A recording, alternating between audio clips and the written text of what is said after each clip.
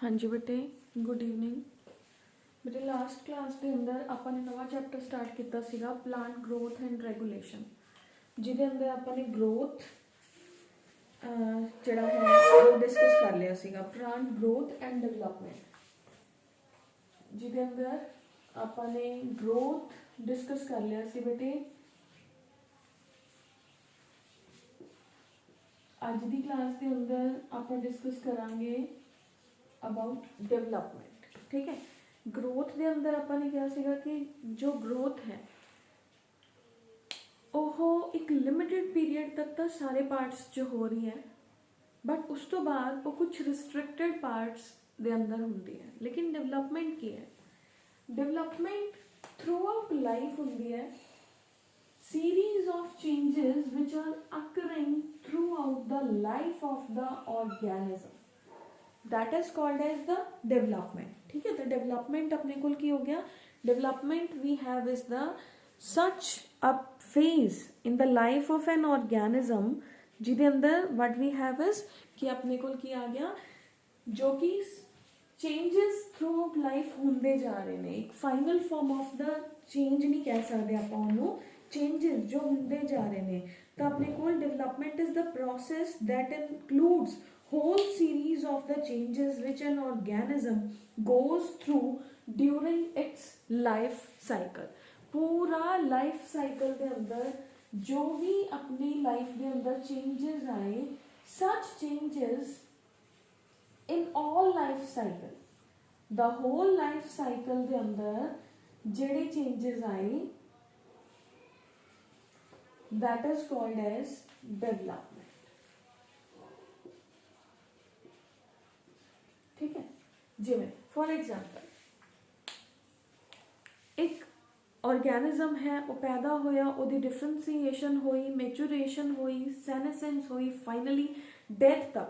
From the birth to the death जिहड़ा time period के अंदर तुहाडी बॉडी चेंजेस शो कर रही है, सच चेंजेस डेवलपमेंटल चेंजेस जिहदे अंदर बॉडी के अंदर चेंजेस ने जिहड़े वो शो होन, that is called as the development. ठीक है, डेवलपमेंट है जिहड़ा बेटे ये अपने कोल किहड़े किहड़े फैक्टर्स डेवलपमेंट को कंट्रोल करते हैं। There are so many factors, some are intrinsic factors and some are extrinsic factors.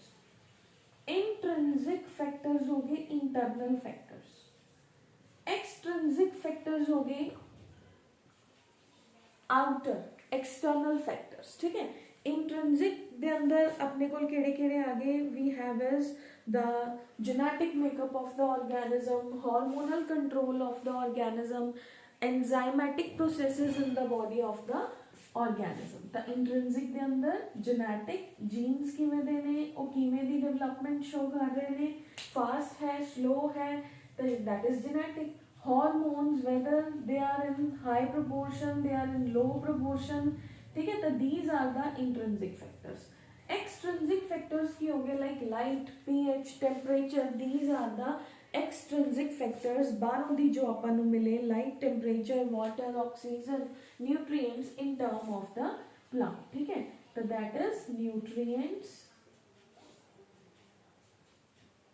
temperature, light, pH।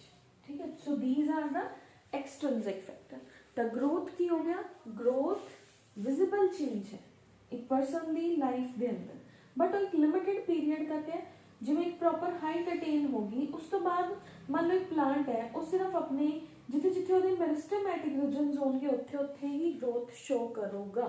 Clear, development की है थ्रू आउट लाइफ जो ओदी बॉडी के अंदर चेंजेस आएंगे, that is called as the development. Clear है, that is the difference between the development and growth. Clear है बेटे, तो अपने को ग्रोथ की हो गया जो विजिबल चेंजेस होंगे ने in the body of an organism, but up to a certain extent. ठीक है, बट उस तो बाद वो कुछ लिमिटेड पोर्शनस तक ही रह जाता है। बट डेवलपमेंट है जी वो थ्रू आउट लाइफ जिहड़े चेंजेस आते हैं उन्होंने आपां डेवलपमेंट कहते हैं। ठीक है, तो डेवलपमेंट अपने को इन दो फैक्टर्स कंट्रोल करते हैं, intrinsic factors and extrinsic factors. ठीक है, तो अपने को एक टर्म होर आती है बेटे plasticity. To cope with the change in the environment, the plant organ also change their structures is called as the plasticity. Definition है बेटे कि अगर environment ਦੇ ਅੰਦਰ nature ਦੇ ਅੰਦਰ ਕੋਈ change आंदा ਤਾਂ plant ਦੀ structure है ਜਿਹੜੀ ਉਹ ਵੀ ਆਪਣੇ ਆਪ ਨੂੰ ਉਸ change ਦੇ against modify कर लेंदी है, तो that change is called as the plasticity. ठीक है, तो प्लास्टिसिटी नाम तो ही क्लियर है, प्लास्टिक की है मतलब टेम्परेचर दिता उन्होंने ਜਿਹੜੀ ਮਰਜ਼ੀ ਸ਼ੇਪ ਦੇ ਅੰਦਰ ਮੋਲਡ ਕਰ ਦੋ। ਤਾਂ ਸਿਮਿਲਰਲੀ ਪਲਾਸਟਿਸਿਟੀ ਪਲਾਂਟਸ ਦੀ ਬੋਡੀ ਦੇ ਅੰਦਰ ਉਹ ਐਬਿਲਿਟੀ ਹੈ ਕਿ ਅਗਰ এনवायरमेंट ਦੇ ਅੰਦਰ ਚੇਂਜ ਆ ਰਿਹਾ ਤਾਂ ਆਪਣੀ ਬੋਡੀ ਦੇ ਅੰਦਰ ਉਵੇਂ ਦਾ ਚੇਂਜ ਲੈ ਕੇ ਆਣਾ ਤਾਂ ਕਿ ਆਪਾਂ ਸਰਵਾਈਵ ਕਰ ਸਕੀਏ। ਠੀਕ ਹੈ ਬੇਟੇ, ਤਾਂ ਹੁਣ ਆਪਣੇ ਕੋਲ ਦੋ ਹੋਰ ਡੈਫੀਨੇਸ਼ਨਸ ਆ ਰਹੀਆਂ ਨੇ, they are very very very important. ਤਾਂ ਹੁਣ ਤੱਕ ਆਪਣੇ ਕੋਲ ਆਈਆਂ ਬੇਟੇ ਵਾਟ ਇਜ਼ ਗਰੋਥ, उस तो बाद आया अपने को डेवलपमेंट, प्लास्टिसिटी की होंगे डिफरेंसीएशन, D डिफरेंसीएशन and re डिफरेंसीएशन।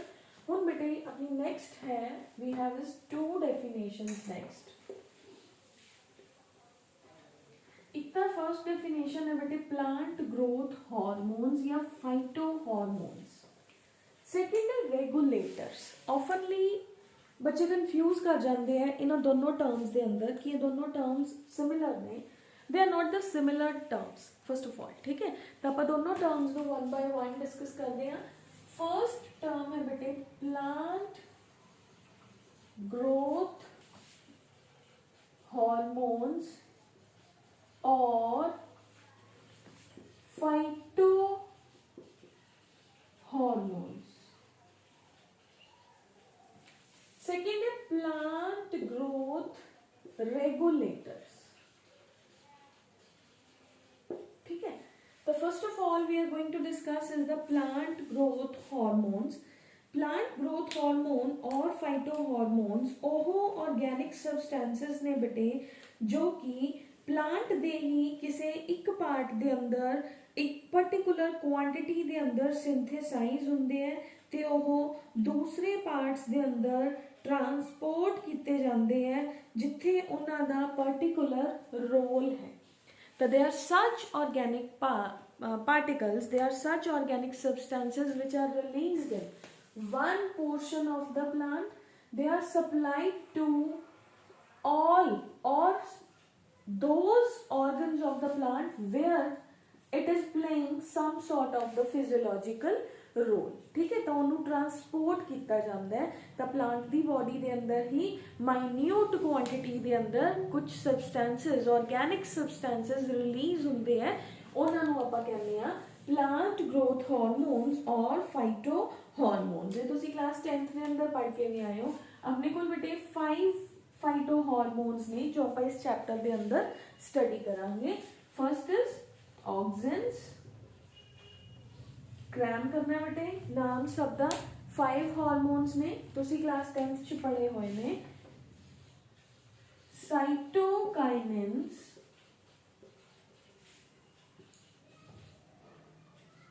गिबरलिंस,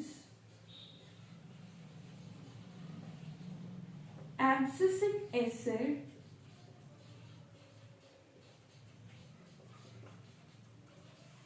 fifth is the ethylene. देखो इन्हां चो कुछ फंक्शनस एवें दे होणगे जिहड़े आपां बहुत सारे हार्मोन्स के अंदर कॉमन पढ़ांगे। ठीक है, मतलब कि ऑक्सिन भी वो फंक्शन प्ले कर रहे हैं, साइटोकाइनिन भी प्ले कर रहे हैं। क्लियर, तो वो कॉमन फंक्शन है बट हर एक का कोई एक पर्टिकुलर फंक्शन जरूर होगा। तो आपने उस पर्टिकुलर फंक्शन को इन्फ्लुएंस करना है, सब तो पहले लिखना है, चाहे वो बुक के अंदर पिछे लिखा हो, नोट्स के अंदर पिछे लिखा हो। We just have to highlight the one particular point. ठीक है, उस तो बाद जो ਉਹਦੇ बाकी पॉइंट्स ने, जो ਉਹਦੇ बाकी हेल्पफुल यूजेस ने, वो आप उसके पिछे पिछे लिखांगे। ठीक है बेटे, तो अपने को ऑक्सिन की हो गया। Auxins we have is the group of the plant hormones including auxins, gibberellins, cytokinins, ethylene and abscisic acid। ठीक है, तो ये प्लांट दी ग्रोथ ਨੂੰ रेगुलेट करते हैं। तो अपने को की हो गया these are termed as the phyto hormones. ठीक है, तो ये प्लांट के एक पर्टिकुलर पार्ट्स के अंदर सिंथेसाइज होंगे हैं। उस तो इलावा बेटे रेगुलेटर्स की होंगे ने। रेगुलेटर्स की ने, they are several manufactured chemicals which often resemble the hormones in their molecular structure. ठीक है, तो they cannot be termed as the hormones, they are called as the growth regulators. कुछ ਐਵੇਂ ਦੇ chemicals ਨੇ ਬੇਟੇ ਜੋ ਕਿ ਪਲਾਂਟ ਦੀ ਬੋਡੀ ਦੇ ਅੰਦਰ ਕੁਝ ਪਾਥਵੇਜ਼ ਦੇ ਦੌਰਾਨ ਰਿਲੀਜ਼ ਹੁੰਦੇ ਆ, ਠੀਕ ਹੈ, ਉਹਨਾਂ ਦੀ ਮੋਲੀਕੂਲਰ ਸਟਰਕਚਰ ਹਾਰਮੋਨਸ ਦੇ ਨਾਲ ਰਿਜ਼ੈਂਬਲ ਕਰਦੀ ਹੈ to somehow we can say to maximum extent, not whole structure. ਤਾਂ ਇਸ ਕਰਕੇ ਕੁਝ ਜਿਹੜੀ ਜਗ੍ਹਾ ਤੇ ਲੋਕ ਕਨਫਿਊਜ਼ ਕਰ ਜਾਂਦੇ with the regulators and hormones, but hormones are not regulators. Regulators ਇੱਕ ਗਰੋਥ ਨੂੰ ਰੈਗੂਲੇਟ ਕਰਦੇ ਹੈ, ਹਾਰਮੋਨਸ ਦਾ ਹੀ ਫੰਕਸ਼ਨ ਹੈ, but regulators are those chemicals जो प्लांट की बॉडी के अंदर किसी पर्टिकुलर पाथवे के दौरान रिलीज होंगे हैं. They are resembling the hormones but they are not the hormones. वो हार्मोन्स नहीं है, वो पर्टिकुलरली रेगुलेटर्स ही ने. क्लियर है बेटे? तो हुण आपां इन्हां पंजों हार्मोन्स नूं वन बाय वन स्टडी करांगे. Auxins, cytokinins, gibberellins, abscisic acid and ethylene. Clear? तो अपने को बेटे first growth hormone we are going to discuss that is the auxins. ठीक है, तो ऑक्सिन जिहड़ा है वो अपना फर्स्ट ग्रोथ हार्मोन है जिन्हों आपां हुण डिस्कस करांगे. हाँ जी बेटे, तो आपां firstly we are going to discuss is auxins. One by one सारे हार्मोन्स डिस्कस करांगे.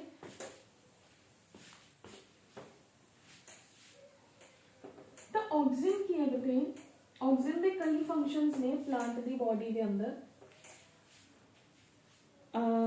जिहड़ा बेसिक फंक्शन होंदा है ना ऑक्सिन का, वो होंदा है एपिकल डोमिनेंस. ठीक है, एंड ऑक्सिन है जिहड़ा वो रूट इनिशिएशन के अंदर हेल्प करता है.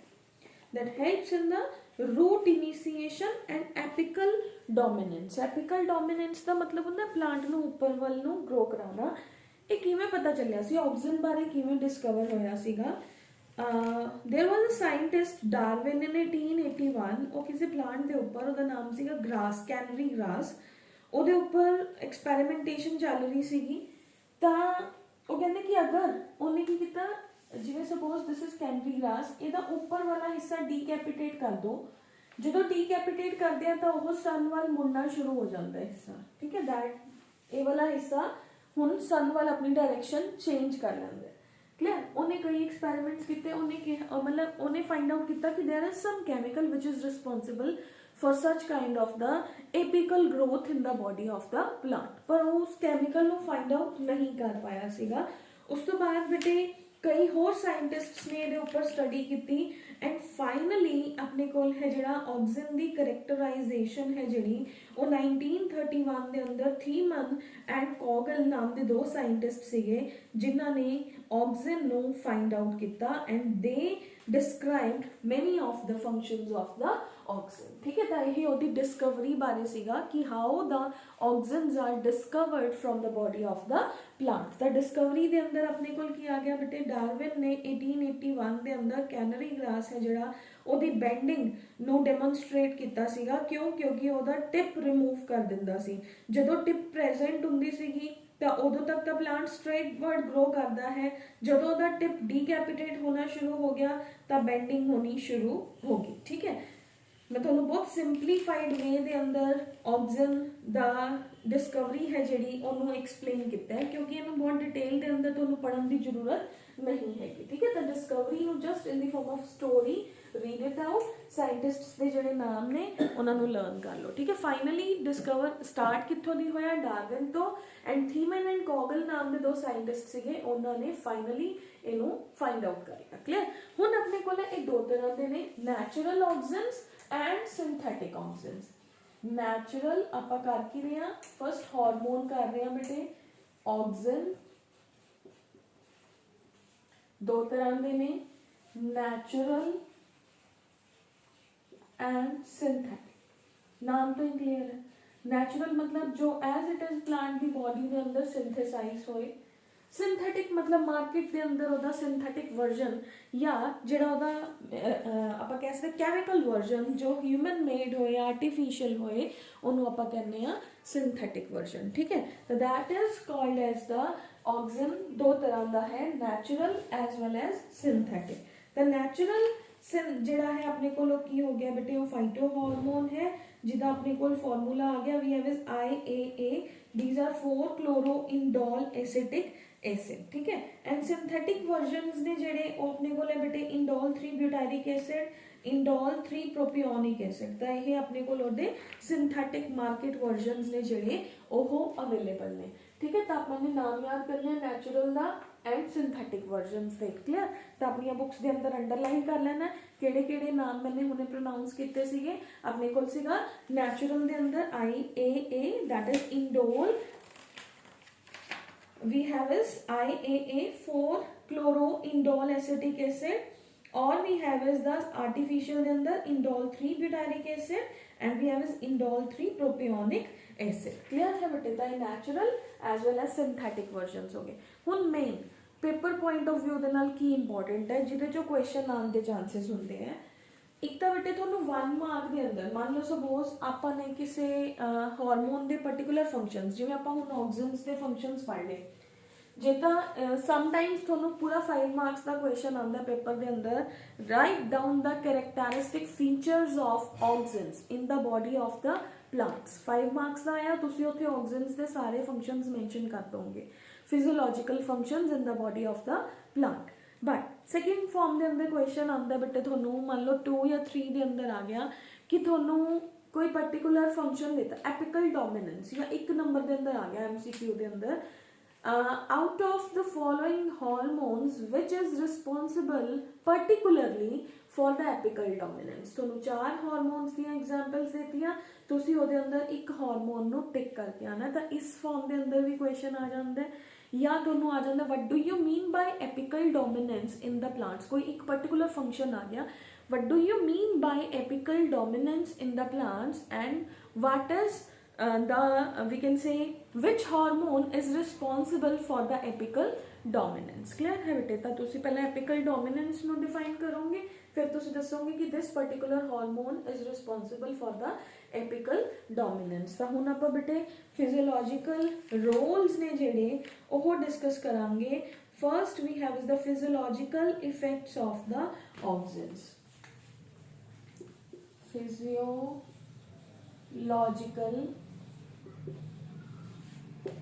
effects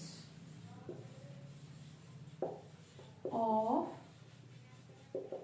oxygens. क्लियर। तो ये दो तो बिल्कुल मेन बेसिक फंक्शंस ने। 1 जो मैं क्या वो सब तो पहले हाईलाइट कर देंगे। 1 इज एपिकल डोमिनेंस, ऊपर वाल, apical means toward the apex, ठीक है। सेकेंड है रूट इनिशिएशन। इस तो अलावा अब बहुत सारे फंक्शंस पढ़ांगे, बट ये अपने हाईलाइटेड फंक्शंस ने, ठीक है, जो अपन पता होने ही होने चाहिए। क्लियर है बेटे। रूट इनिशिएशन का मतलब है ਜਦੋਂ भी एक आप सीड ਨੂੰ सॉइल के अंदर सौ करते हैं तो सब तो फर्स्ट हार्मोन जिहड़ा है वो ऑक्सीजन रिलीज होंदा है, तो रूट की जर्मीनेशन के अंदर ऑक्सीजन है जिहड़ा वो हेल्प करता है। क्लियर है बेटे। तो auxin helps in the root initiation. तो उस तो बाद है अपने को बेटे first apical dominance. Apical dominance का मतलब की है बेटे कि जिहड़ा प्लांट है ओदे अंदर ऑक्सीजन का जिहड़ा इफेक्ट है वो एपिकल बड, यानी कि अपने को की हो गया जिहड़ा ਉਹਨੂੰ ਉੱਪਰ ਵੱਲ ਨੂੰ ਗਰੋ ਕਰਾਏ, ਉਧਰ ਉਹਨੂੰ ਕਹਿੰਦੇ एपिकल डोमिनेंस। उस तो बाद है बेटे root growth and root initiation. तो जो ऑक्सीजन है वो बिल्कुल एक्सट्रीमली लो कॉन्सनट्रेशन के अंदर भी जोड़ा है रूट इनिशिएशन कॉज करता है। अगर यदि कॉन्सनट्रेशन एक कॉन्सनट्रेशन तो ज़्यादा चली जाती है तो वो टॉक्सिक इफेक्ट्स भी कॉज कर सकता है। इतने फिर देखो बेटे जो भी अपन सबसटेंसेस आप लास्ट चैप्टर करके है मिनरल न्यूट्रिशन, जो भी हार्मोन जिन्नी कॉन्सनट्रेशन च रिक्वायर्ड है, जी ऑप्टिमम कॉन्सनट्रेशन है, उसके अगर बियॉन्ड चला जाता है तो टॉक्सिसिटी कॉज करता है। तो सिमिलरली अगर ऑक्सीजन का कॉन्सेंट्रेशन माइनर कॉन्सेंट्रेशन जिन्ना उन्होंने रिक्वायर्ड है that is we have is the 10 to the power -13 molar concentration, ठीक है, अगर वो इस तो बियॉन्ड चला जाता है तो टॉक्सिसिटी कॉज करता है और रूट ग्रोथ नहीं कॉज करूगा। इस तो बाद है बेटे अपने को cell elongation and longitudinal growth. Cell elongation and longitudinal growth, cells ਨੂੰ ਲੰਬਾ ਕਰਕੇ ਉਹਨਾਂ ਨੂੰ ਡਿਵਾਈਡ ਕਰਨ ਚ ਵੀ ਆਕਸੀਜਨਸ ਨੇ ਜਿਹੜੇ ਉਹ ਹੈਲਪ ਕਰਦੇ ਆ। ਸੈਲ ਇਲੋਂਗੇਸ਼ਨ, ਇੱਕ ਸੈਲ ਹੈ ਜਦੋਂ ਉਹ ਇਲੋਂਗੇਟ ਹੋਇਆ due to the effect of the auxin ਤਾਂ ਉਹ ਦੋ ਪਾਰਟਸ ਦੇ ਅੰਦਰ ਈਜ਼ੀਲੀ डिवाइड हो गया, that is the cell elongation and longitudinal growth of a plant, ठीक है। इस तो बाद है बेटे अपने को cell division in tissue culture and cambium. तो उस तो बाद अपने को we have the 4th point cell division. जो टिश्यू कल्चर के एक्सपैरीमेंट्स चलते हैं उन्होंने अंदर भी सेल डिवीजन ਲਈ ऑक्सीजन ऐड किया जाता है, ठीक है। इस तो इलावा कैम्बियम यानी कि ਉਹਦਾ ਜਿਹੜਾ प्लांट का टिश्यू है ਉਹਦੀ ग्रोथ के अंदर डिवीजन सैल्स ने ਜਿਹੜੇ ऑक्सीजन की प्रेजेंस के अंदर डिवाइड करना स्टार्ट करते हैं, ठीक है। एपिकल डोमिनेंस हो गया। इस तो बाद बेटे रूट इनिशिएशन, ये आपने पहले ही कर लिया सीगा। वेरी वेरी इंपॉर्टेंट अगैन एक होर फंक्शन है that is the prevention of the abscission layer.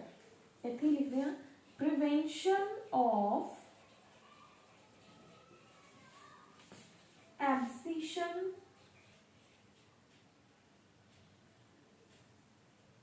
Abscission layer. Abscission layer केड़ी लेयर होंदी है बेटे? एब्सिशन लेयर होंदी है जदों एक फ्रूट पक गया उन्हें नीचे गिरना है, उस टाइम ते अपने को एक हार्मोन आंदा है एब्सिसिक एसिड, वो नोड दे अराउंड जिथे एक फ्रूट प्लांट दे नाल अटैच्ड सीगा ये इस जगह ते आंदा है, इत्थे दा पॉइंट ग्रो करदा जांदा है, वीक कर दिंदा है इन्हां दोनों दे रिलेशन नूं ते वो नीचे गिर जाता है, ठीक है। अगर वो एब्सिशन लेयर पहला बननी शुरू होगी तो सारे पत्ते शेड हो जाएंगे, सारे fruits before their growth shed हो जाएंगे, जो आप नहीं चाहते।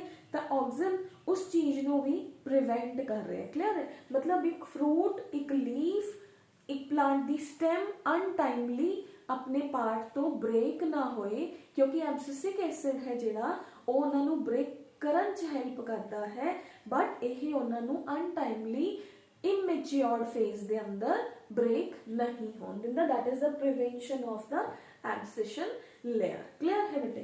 तो उस तो बाद है बेटे अपने को we have is the auxins ने जिहड़े बहुत जगह ते एज अ हर्बीसाइड्स, मतलब वेस्ट जिहड़े प्लांट्स ग्रो कर जाते हैं तो ऑक्सीजन्स ने जिहड़े वो एज अ हर्बीसाइड्स भी यूज किए जाते हैं ताकि अनवांटेड प्लांट्स ने जिहड़े वो ग्रो ना हो, ठीक है।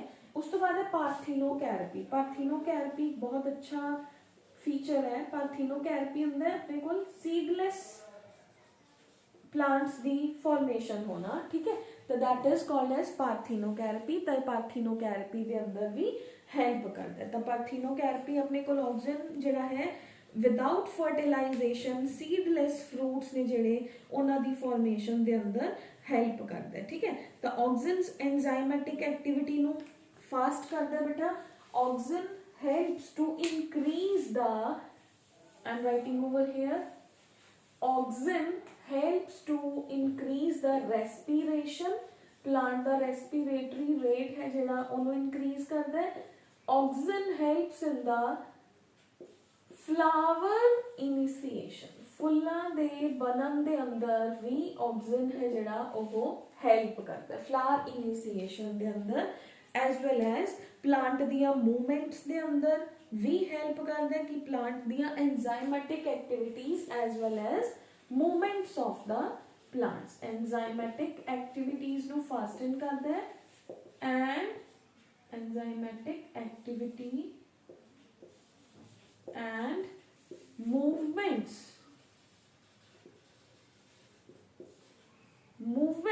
मतलब प्लांट दे पार्ट्स दे अंदर जिवें मूवमेंट का मतलब की है पानी का ऊपर जाना नीचे जाना, ਸੱਚ ਸੌਰਟ ਆਫ ਦ ਮੂਵਮੈਂਟਸ ਨੇ ਜਿਹੜੀਆਂ ਉਹਨਾਂ ਨੂੰ ਫਾਸਟਨ ਕਰਦਾ ਹੈ। ਠੀਕ ਹੈ ਬੇਟੇ, ਤਾਂ ਉਸ ਇਹ ਕਿਵੇਂ ਪਤਾ ਚੱਲਿਆ ਸੀਗਾ ਕਿ ਆਕਸੀਜਨਸ ਨੇ ਜਿਹੜੇ ਉਹ ਇੰਪੋਰਟੈਂਟ ਨੇ, ਤਾਂ ਇੱਕ ਬਾਇਓ ਐਸੇ ਲਗਾਇਆ ਗਿਆ ਸੀ ਬੇਟੇ।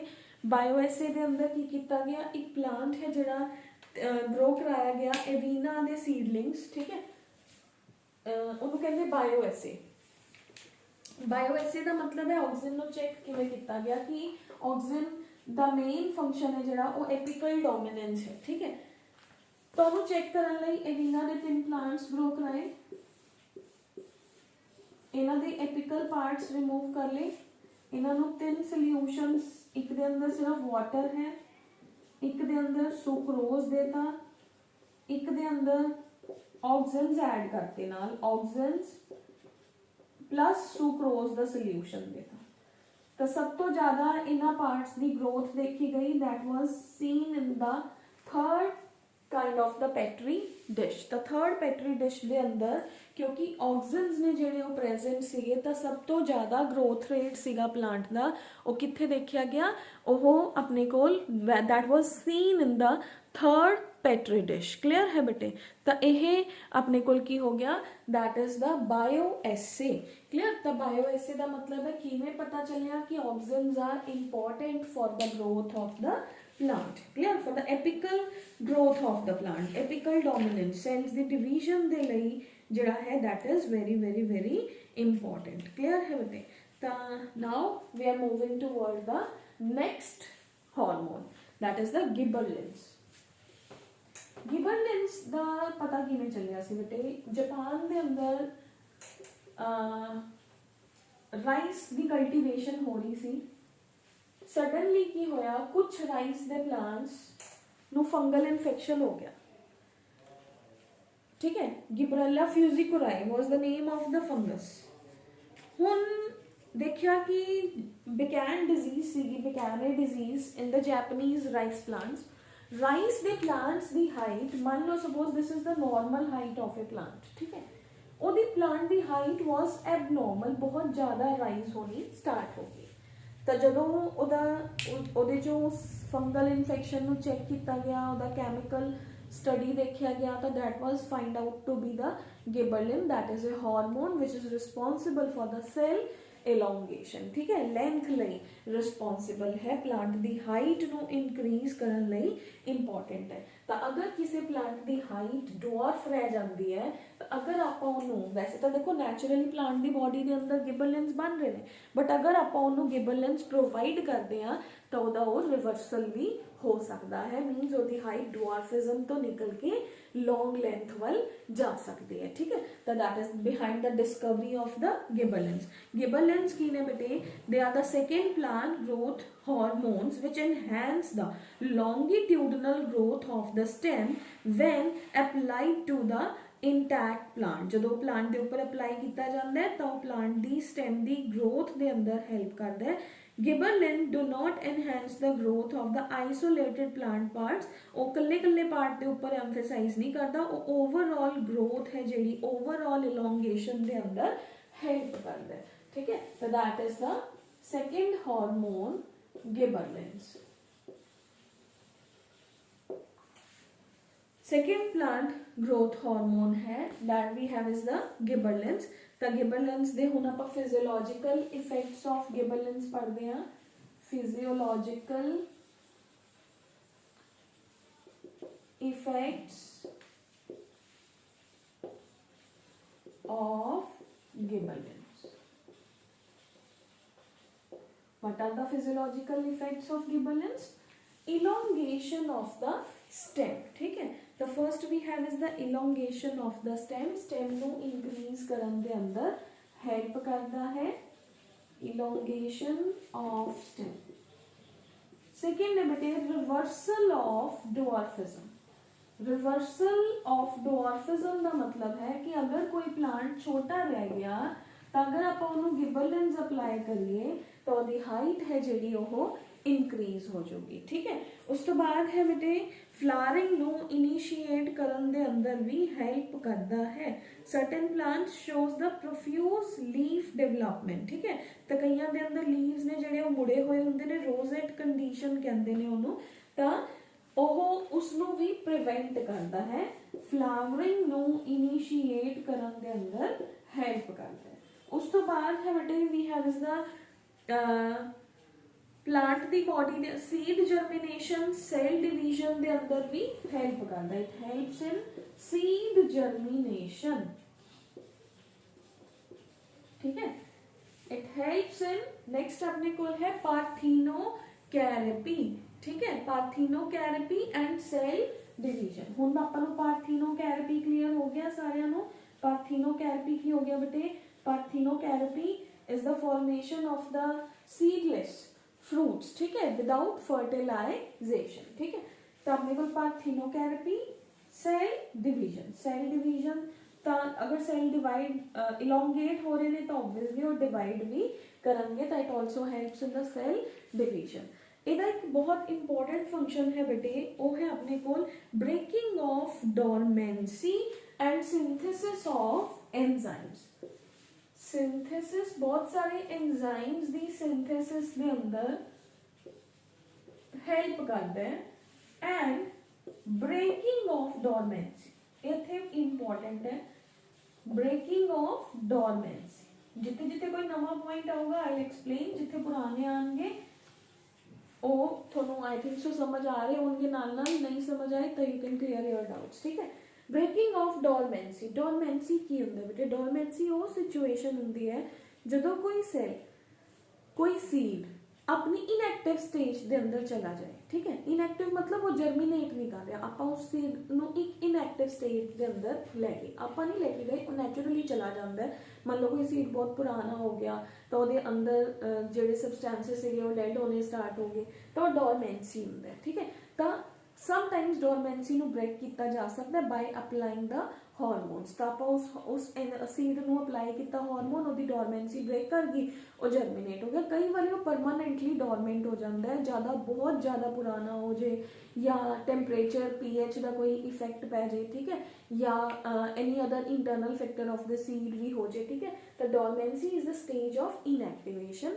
तो टैंपरेरी इनएक्टिवेशन नूं आपां गिबरलिंस दे के ब्रेक कर सकते हैं ताकि वो सीड है जिहड़ा वो जर्मीनेट कर जाए, क्लियर। तो ओवरऑल फंक्शंस अपने को की हो गए? Synthesis of the hormones, breaking of dormancy, seed germination, parthenocarpy, cell division, and we have is the substituting the cold treatments. तो कई बार कई प्लांट्स ने जिहड़े वो ज़्यादा ठंडे एरिया के अंदर ग्रो नहीं कर पाते, तो उन्होंने अगर आप गिबरलिंस दिंदे आ तो उन्होंने रीजनस के अंदर ग्रो करने स्टार्ट हो जाते हैं, क्लियर। तो that is next we have is the flowering, reversal of the dwarfism, and next we have is the elongation of the stem. सब तो इंपॉर्टेंट फंक्शन की हो गया?